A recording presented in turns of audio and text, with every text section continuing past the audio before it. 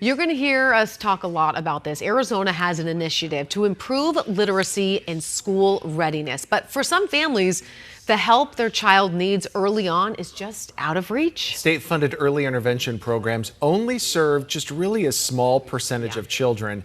And if a child doesn't qualify, families can be left paying hundreds of dollars a month out of pocket. Yep, that's the option that we've had to do. Nohelani Graff, she joins us now.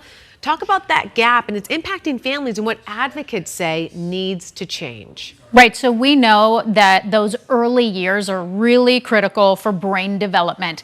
But Arizona actually has one of the strictest qualifying rates in the country to demonstrate a developmental delay to get kids help.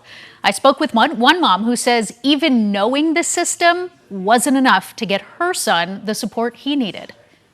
Work on it a lot, and he has progressed. For Griffin, learning looks like this: playing, exploring, and practicing his words. What color is that? It's pink. It is pink. That's a big one because getting him the help he needed to get here wasn't easy. We had him evaluated through the early intervention program twice, specifically for speech language.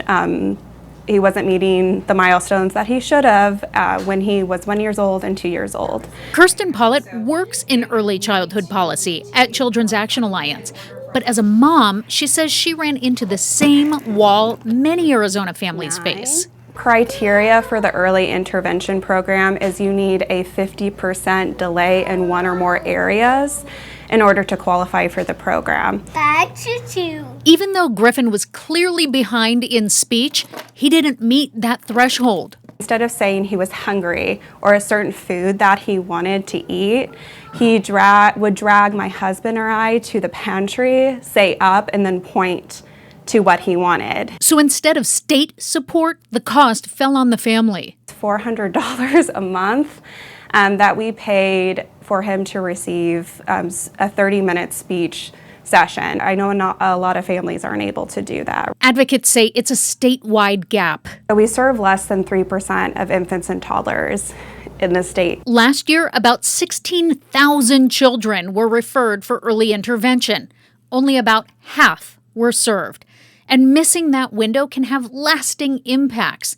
Speech is one of the biggest indicators of whether a child will be reading on grade level by third grade. Programs through First Things First help fill some of those gaps, but their funding is shrinking. We need to continue to work with the legislature and ask them to prioritize Arizona families, ask them to prioritize babies, toddlers, and preschoolers in the state. You're my little cookie.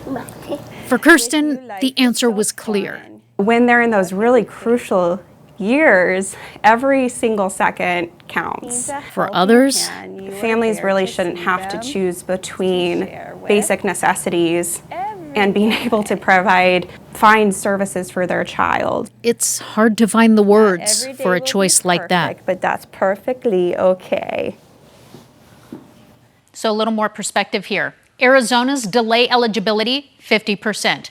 Most states are 33%. And the most inclusive, New York and Massachusetts, 25%. So kids qualify for help earlier before it becomes a severe impediment.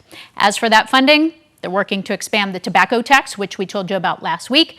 And in the meantime, if your child needs support, you can request an evaluation through Arizona's early intervention program.